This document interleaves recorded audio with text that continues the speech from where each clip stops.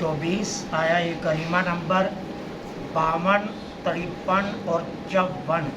نحمدہ ونصلی ونسلم علی رسولہ الکریم اما بعد فاعوذ باللہ من الشیطان الرجیم بسم اللہ الرحمن الرحیم. یوم لا ينفع الظالمین معذرتهم ولهم اللعنة ولهم سوء الدار. وَلَقَدْ آتَيْنَا مُوسَى الْهُدَى وَأَوْرَثْنَا بَنِي إِسْرَائِيلَ الْكِتَابَ هُدًى وَذِكْرَىٰ لِأُولِي الْأَلْبَابِ. صدق اللہ العظیم. یوم جس دن لا ينفع نہ نفع دے گے الظالمین ظالموں کو معذرتهم ان کی معذرت. جس دن ظالموں کو ان کی معذرت نفع نہ دے گی. وَلَهُمُ اللعنت ان کے لیے لعنت ہوگی. وَلَهُمُ سُوءُ الدار اور ان کے لیے بہت برا گھر ہوگا. وَلَقَدْ آتَيْنَا اور بے شک ہم نے دیا موسیٰ کو کتاب ہدایت. وَأَوْرَثْنَا اور ہم نے وارث بنایا بنی اسرائیل کو اس کتاب کا. ہدی و ذکرا یہ ہدایت بھی ہے اور نصیحت بھی. لِأُولِي الْأَلْبَابِ عقل والوں کے لیے. اچھا اللہ جل سبحانہ و تعالی یہ فرما رہے ہیں کہ ظالموں کو ان کی معذرت کوئی نفع نہیں دے گی. اور یہ میں آپ کو پہلے عرض کر چکا ہوں کہ توبہ کا دروازہ دنیا میں کھلا ہے. جب آنکھیں تارے لگ جائیں, جب سانس اجڑیاں لینے لگے تو توبہ کا دروازہ بند ہے. اس سے پہلے توبہ کا وقت ہے. ہمارے لیے سب سے بڑا المیہ یہی ہے. آپ کسی دوست کو کہہ دیں نماز پڑھو, آگے سے جواب آتا ہے بڑھاپے میں پڑھ لیں گے. اچھا یار ابھی جوانی ہے, تجھ میں ہمت ہے, طاقت ہے, جاؤ جا کر حج کراؤ. اچھا جی بڑھاپے میں کر لیں.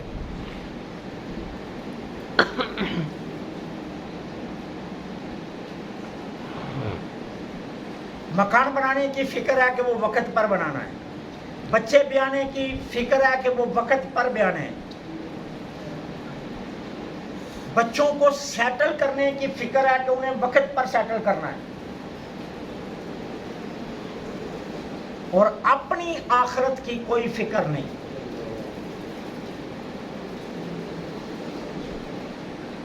آپ مجھے بتائیے جب آپ کے پاس ہمت ہے, آپ نے نماز نہیں پڑھی, آج جب گھٹنوں میں ہمت نہیں ہے, کمر سیدھی نہیں ہوتی, آپ رکوع ترتیب سے نہیں کر سکتے, سجدے سے اٹھتے ہوئے اللہ اکبر کے بجائے او آ نکلتی ہے, اس نماز کا کیا فائدہ؟ میں نے پہلے بھی آپ کو بتایا تھا کہ 3 سوالوں کے جواب جتنی دیر تک نہیں دیں گے اللہ میدان محشر میں ایک قدم بھی آگے نہیں جانے دے گا. اور وہ 3 سوال کیا ہیں؟ سب سے پہلا سوال, جوانی کہاں گزاری. بڑھاپے کا سوال نہیں ہوگا, سوال جوانی کا ہوگا. جوانی کہاں گزاری یہ بتا. نمبر 2, مال کہاں سے کمایا اور کہاں خرچ کیا. جتنی دیر تک میرے آقا فرماتے ہیں یہ 3 سوالوں کے جواب نہیں دو گے اللہ کریم ایک قدم بھی آگے نہیں جانے دے گا. تو سوال بڑھاپے کا تو ہے ہی نہیں ہے, سوال تو جوانی کا ہے کہ جوانی کہاں گزاری ہے. بے شمار لوگ ہیں جو یہ کہہ کر لیٹے کہ کل سے نماز شروع کریں گے لیکن ان کی کل نہیں آئی ہے.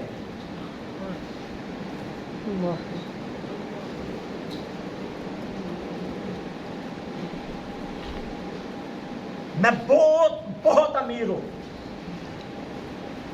میرے سے بڑا امیر کوئی نہیں ہے پورے پاکستان میں. کیوں؟ اسٹیٹ بینک میں جتنا پیسہ پڑا ہے وہ میرا ہے. وہ میرا ہے؟ نہیں ہے.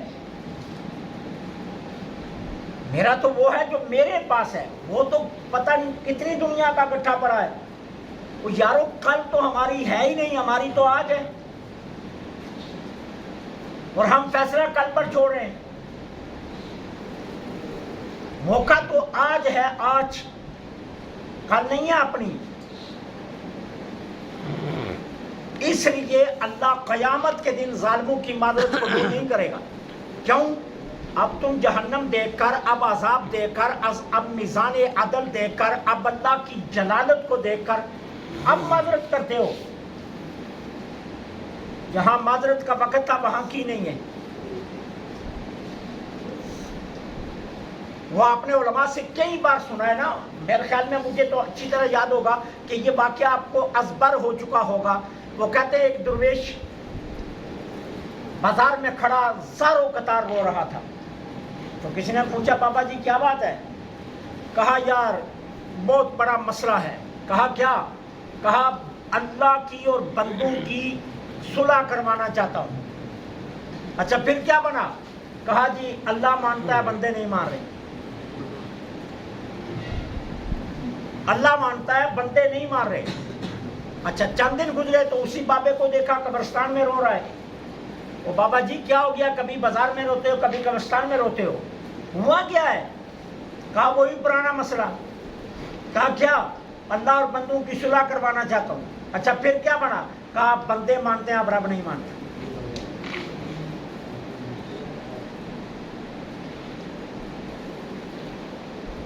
بات ہے اب ماننے کی،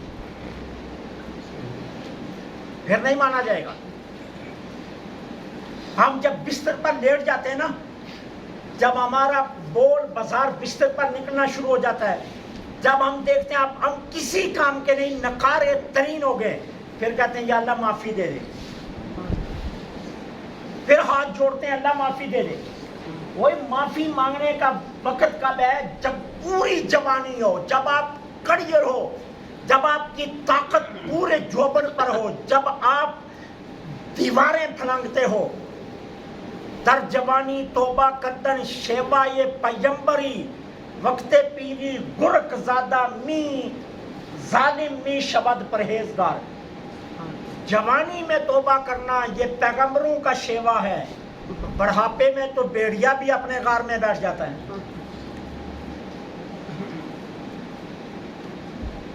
اس لیے اللہ وہاں معذرت قبول نہیں کرے گا ظالموں کی. معذرت کا وقت گزر گیا. آج وقت ہے معذرت کا. آج جتنی چاہو معذرت کر لو. آج وہ معذرت سنتا بھی ہے، قبول بھی کرتا ہے، مانتا بھی ہے. پھر وقت نکل جائے گا، پھر وہ نہیں مانے گا. وَلَهُمُ اللَّعْنَةُ وَلَهُمْ سُوءُ الدَّارِ. ہر چیز اپنی ضد سے پہچانی جاتی ہے. اندھیرا کیا ہے؟ یہ اجالے سے پہچانا جاتا ہے. اجالا کیا ہے؟ یہ اندھیرے سے پہچانا جاتا ہے. سفید کیا ہے؟ یہ کالے سے پہچانا جاتا ہے. کالا کیا ہے؟ یہ سفید سے پہچانا جاتا ہے. ہر چیز اپنی ضد سے پہچانی جاتی ہے. اب اللہ تعالیٰ فرما رہا ہے میں اہل ایمان کو جنت میں محلات دوں گا، ان کو درجات دوں گا، ان کو بلندیاں عطا کروں گا، جنت کی نعمتیں دوں گا، جنت کے بہاریں دوں گا. تو اب یہ پہچانا کیسا جائے گا؟ ان کی ضد سے. اور ضد کیا ہے؟ کہا جنہوں نے ہماری نہیں مانی ان کے لیے لعنت بھی ہوگی اور بہت برا گھر بھی ہوگا. تاکہ ضد سے پتہ چل جائے. ایک طرف ہے محل، ایک طرف ہے میوے، ایک طرف ہے دیدار خداوندی، ایک طرف ہے نعمتیں، ایک طرف ہے بہاریں، اور دوسری طرف ہے لعنت اور برا گھر. اب فیصلہ تمہارے ہاتھ میں ہے، کدھر جانا ہے. یہ فیصلہ تمہارے اوپر چھوڑ دیا گیا کہ فیصلہ کر لو جانا کدھر ہے. ہم سفر کر رہے ہوں نا، ہم ایک گاؤں میں ہوں تو ہم گاؤں سے کسی مین روڈ پر آنا چاہیں نا تو گاؤں کا بندے سے پوچھتے ہیں بھائی راستہ. وہ کہتا ہے 2 راستے جاتے ہیں. ایک ہے سڑک صاف ستھری ہے، بہترین بنی ہوئی ہے، لیکن اس میں آپ کو سفر 10 میل لمبا پڑے گا. ایک ہے سڑک ٹوٹی پھوٹی ہے، لیکن آپ کو سفر 10 کلومیٹر کم پڑے گا. ہم کون سی روڈ پسند کرتے ہیں؟ جو اچھی بنی ہے. ہم کہتے ہیں 10 کلومیٹر کی کوئی بات نہیں, 10 کلومیٹر زائد کی کوئی بات نہیں ہے, لیکن سفر تو آرام دہ ہوگا نا. میں ٹوٹی پھوٹی سڑک پر نہیں جانا چاہتا, میں آرام دہ سڑک پر جانا چاہتا ہوں. تو آرام دہ سڑک کون سی ہے؟ رات کو بستر چھوڑ دینا. آرام دہ سڑک کون سی ہے؟ حی علی الفلاح پر بھاگے آنا. آرام دہ سڑک کون سی ہے؟ ناول ڈائجسٹ کے بجائے قرآن پڑھنا. آرام دہ سڑک کون سی ہے؟ ارے دنیا کی کہاوتوں کے بجائے صحابہ کو پڑھنا. یہ آرام دہ سڑکیں ہیں جن پر تم چلو گے تو بہترین منزل پر پہنچ جاؤ گے. اور اس کے علاوہ ہرس ہے, لالچ ہے, طمع ہے, دنیا داری ہے, دنیا کے مال و زر ہیں, ایک دوسرے کو نوچنا ہے, چولی ہے, غیبت ہے, بدخوئی ہے, بد کلامی ہے. یہ سارے وہ روڈ ہیں کہ جو ٹوٹے پھوٹے ہیں, جہاں ہر قدم پر آپ کے لیے دھکے ہیں. فیصلہ تمہارے اوپر ہے. ایک بہترین گھر ہے, ایک برا گھر ہے. وَلَقَدْ آتَيْنَا مُوسَى الْهُدَى, اور تحقیق ہم نے موسیٰ کو کتاب ہدایت دی. ہم نے موسیٰ کو کتاب ہدایت دی. اب موسیٰ کو کتاب ہدایت سے مراد کیا ہے؟ کہ ہم نے جناب موسیٰ علیہ السلام کو نبوت عطا کی. ہم نے موسیٰ علیہ السلام کو دلائل و معجزات عطا کیے. ہم نے موسیٰ علیہ السلام کو اپنی ہم کلامی کا شرف بخشا. ہم نے موسیٰ علیہ السلام کو نبوت اور رسالت سے سرفراز فرمایا. یہ ہدا ہے, یہ ساری چیزیں ہدا ہیں.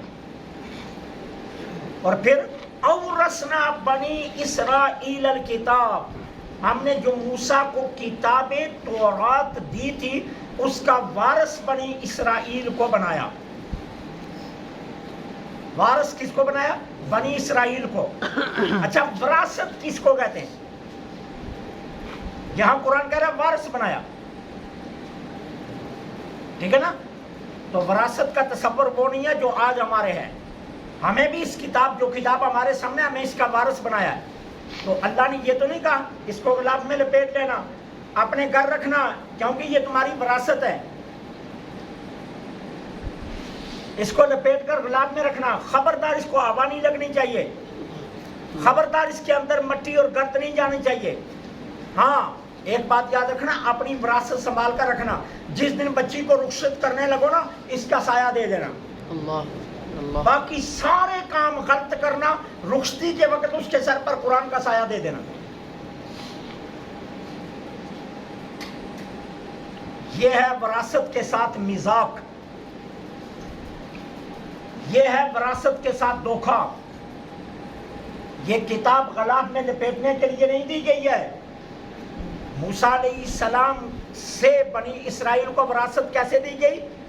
بنی اسرائیل کو تورات کے سارے احکامات وہ موسیٰ کے ذریعے ہم نے سمجھا دیے, اور پھر انہیں حکم دیا بنی اسرائیل کو کہ جو علم تمہیں موسیٰ نے دیا اسے نسل در نسل آگے لے جانا. صفوں کی وراثت نہیں ہے, یہ سیاہ حروف کی وراثت نہیں ہے, ان کے اندر جو معانی اور مطالب اور جو ہمارے لیے احکامات ہیں اس کی وراثت ہے.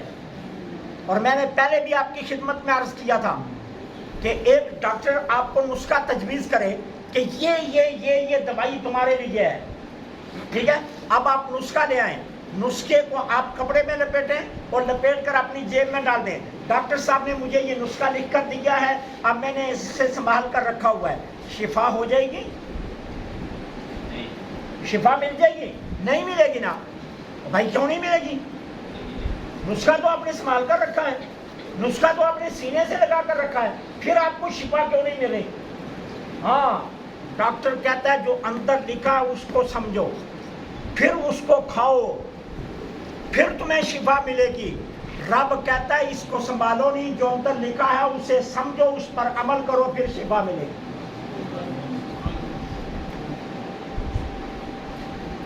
یہ بچیوں کے سروں پر سایہ دینے کے لیے نہیں ہے, کہ سارے کام غلط کیے جائیں، مایو کی جائے، ننگے ناچ کیے جائیں، ڈھول باجا کیا جائے، غیر محرم ایک دوسرے سے اختلاط کریں، بچیوں کے سروں سے دوپٹے اترے ہوئے ہوں، ہر طرف جو ہے نا وہ ایک عجیب منظر ہو، کوئی محرم غیر محرم کا تصور نہ ہو، سارے کام غلط کر لیے. اب کیا جی سایہ قرآن کا دے دوں.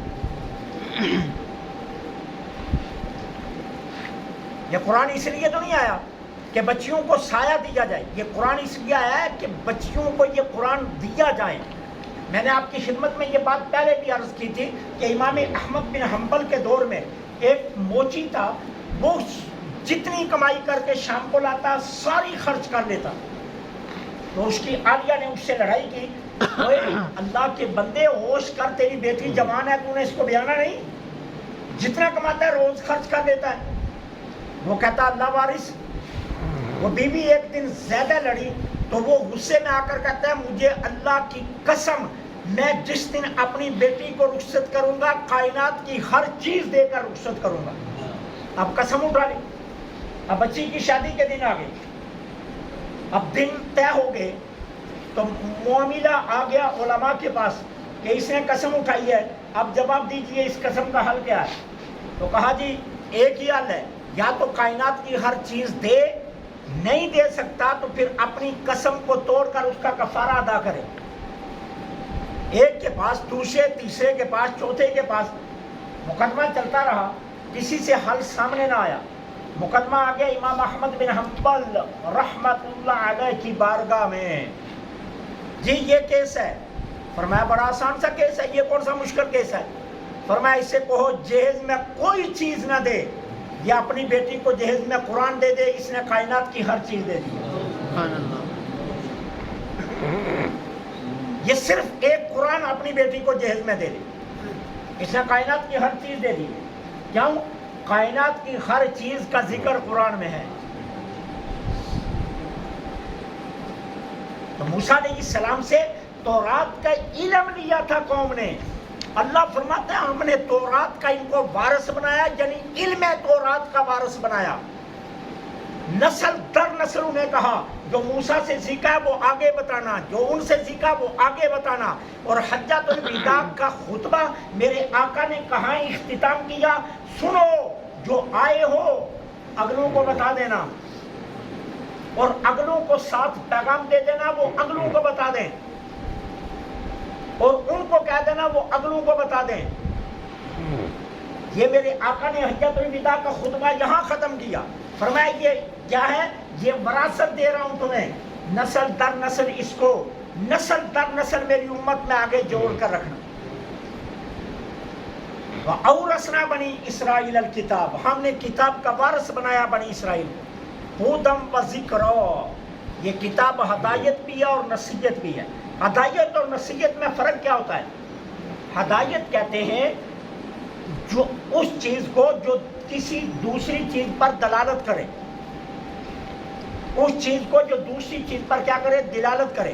مثال کے طور پر آپ سے کوئی آدمی کہتا ہے میں نے آدم چوک جانا، آپ باہر لے گئے، چوک میں کھڑا کیا، یہ روڈ آپ کو نظر آ رہی ہے نا، یہ سیدھی چلے جاؤ، جو پہلا چوک آئے گا وہ آدم چوک ہے. تو روڈ نے دلالت کی آدم چوک پر. تو یہ ہے ایک ہدایت. اور ذکر کس کو کہتے ہیں؟ کہ جس میں نصیحت ہو. اور نصیحت کس کو کہتے ہیں؟ جو ماضی بھی یاد کروا دے، جو مستقبل بھی یاد کروا دے. نصیحت اس کو کہتے ہیں ماضی بھی یاد کروا دے اور مستقبل بھی یاد کروا دے، نصیحت اس کو کہتے ہیں.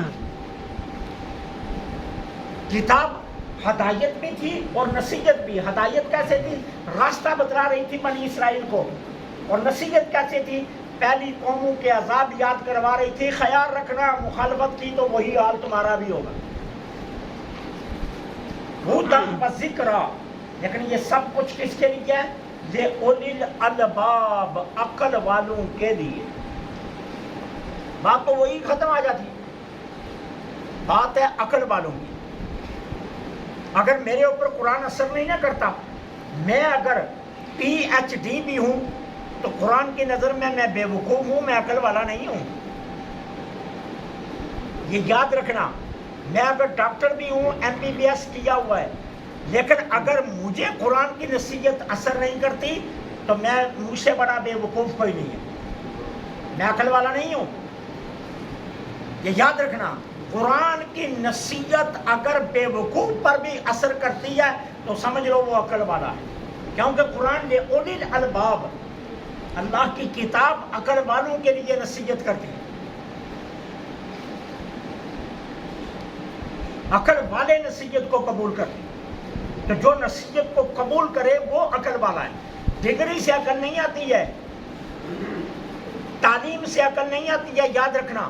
میں نے آپ کو کئی بار بتایا، اگر تعلیم عقل کا نام ہے تو پھر یہ کالجوں میں استاد بچوں سے ڈرتے کیوں ہیں؟